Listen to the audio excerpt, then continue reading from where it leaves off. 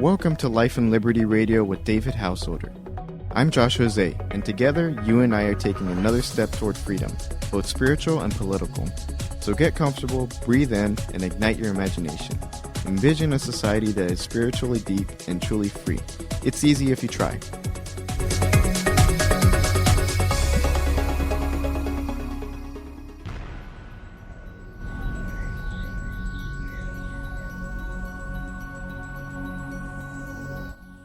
This is important stuff today. This is the 26th of August in 2013, and America is at the brink of yet another war with Syria.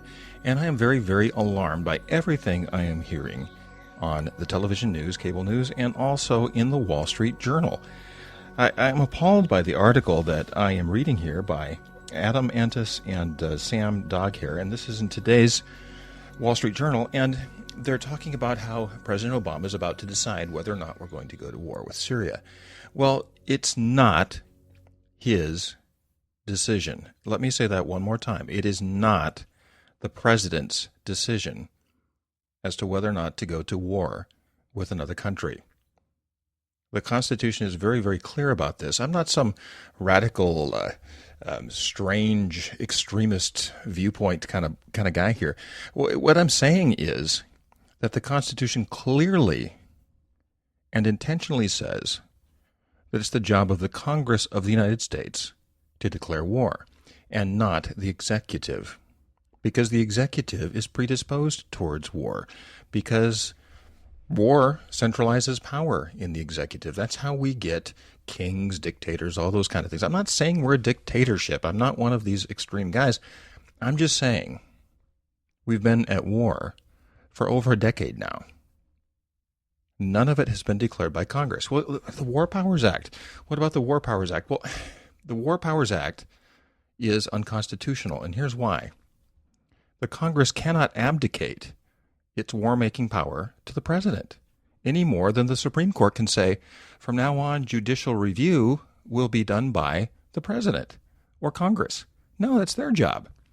Congress cannot abdicate one of its main responsibilities, and that's deciding when to go to war. And the Founding Fathers purposely gave that power only to the Congress. Because before you commit this nation to war, you need a big debate, and everybody has to be at the table, and we need to decide as a people that it's a good idea. And there's no way right now the Congress would vote to declare war on the Assad regime. There's no way. It's 71% of Americans don't want to go to war with Syria, and that would come through in the Congress. That's why the Founding Fathers put the Congress in charge of war-making, and not the president. Well, he's the commander-in-chief. Well, really, if you read it carefully, only when we're at war. When we're not at war, he's not the commander-in-chief. And sure, everybody would cut him a break if in a great emergency people were attacking the United States and he fought back. Nobody would fault him for that in an emergency. This is not an emergency. Syria's been a mess since the 1920s. Let me read you some things from this article in the Wall Street Journal. It's entitled, U.S. Talks Tough on Syria Wraps Up Attack Planning. It's almost hard to read this. The Obama administration hardened its stance against Syria and stepped up plans for possible military action. Now, the president drew a line in the sand, a red line, saying, all right, if Syria uses chemical weapons, that's the line they cross, we go to war. Well, it's not his decision to create a line like that. Did Congress vote on a line like that? No. The president can't unilaterally go to war, but the truth is he can now because everyone thinks it's his job. Because no one's read the Constitution. The White House, it goes on to say, and Pentagon signaled the U.S. wasn't backing down from a possible showdown. And if he decides to act militarily, Mr. Obama would prefer to do so with UN Security Council backing.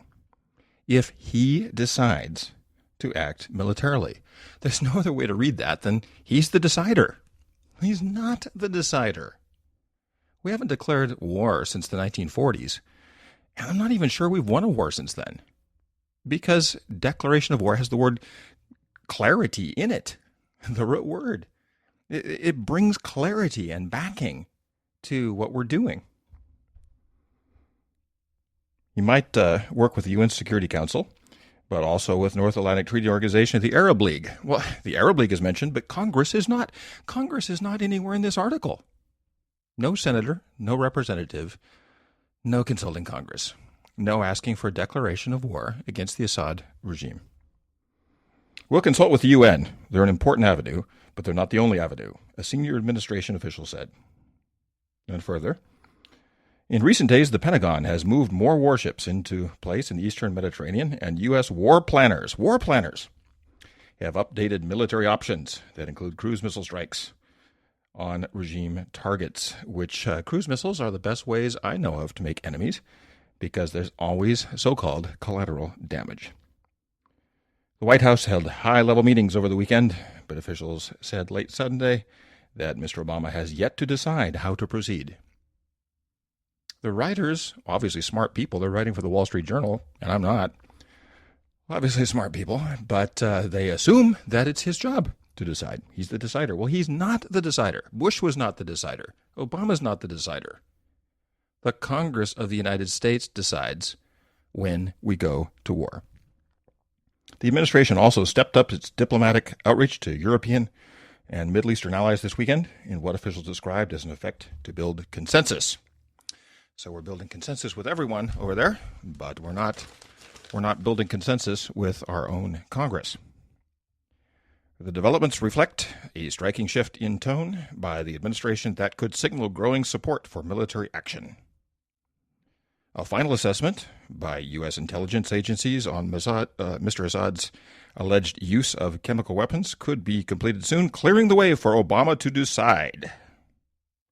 Clearing the way for Mr. Obama to decide. Obviously, we're all assuming he's the decider. He is not the decider. This is an impeachable offense. And I'm not one of those impeach the president guys. But this is a clear breach of the very heart, thrust, and intent of the Constitution.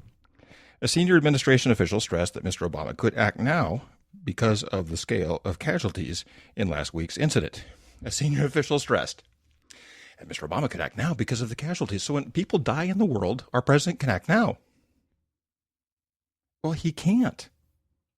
Our president cannot act militarily without consulting the Congress. Defense Secretary Chuck Hagel, traveling in Malaysia, said Sunday that the U.S. was weighing both the risks of taking action as well as the costs of not acting. Mr. Hagel said it was critical for the U.S. government and its allies to determine what would be the objective of any actions against the Syrian government. Well, yeah, you think? Maybe we should decide why we're doing it and what the objective would be. Is it regime change? Great. We could have another Egypt. We get rid of Assad, like we got rid of Mubarak, and the Islamists would take over. Most of the countries in this part of the world have two big political parties. They've got the military authoritarians, like Assad and Mubarak and Gaddafi, or Saddam Hussein for that matter, and they've got the Islamists, the radical Muslims.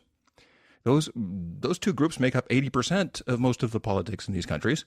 So if you get rid of Assad, who comes in? The Islamists. Great. And we'll have Egypt all over again. Then the Islamists will fail. And then Assad will come back. It's just the same old stuff. We just continue the same idiocy. Rather, the article goes on, the options call for pinpoint strikes with cruise missiles, most likely from warships that have been moved into the eastern Mediterranean within striking distance of Damascus. I just have to ask, when is this going to end? Basically, the last two presidents have made it pretty clear to us that we're going to be in a state of perpetual war. We're never going to stop being at war. The wars are never going to be declared by Congress ever again. It's coming up on 100 years in 2040, which will be here soon. And I am very concerned for this country. I'm very concerned that we're becoming militaristically wired.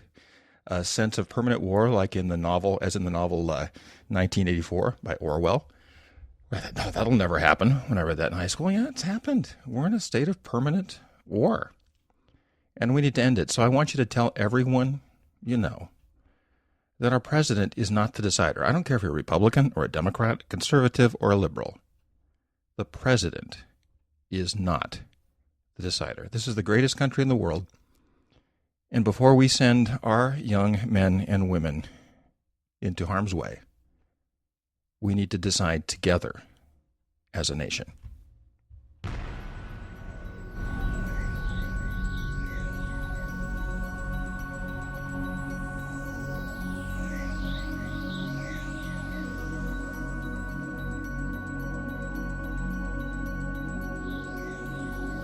So that concludes this edition of Life and Liberty. Thanks so much for listening. Thanks so much for caring about this country. I believe very strongly in a non-coercive society, only using force to stop force, never initiating force. I don't believe in controlling people or coercing people. I believe that this was basically the vision of the founders, and I think we've come a long ways from that. I think it'd be good for us as a nation to revisit those ideals that are woven into our national DNA.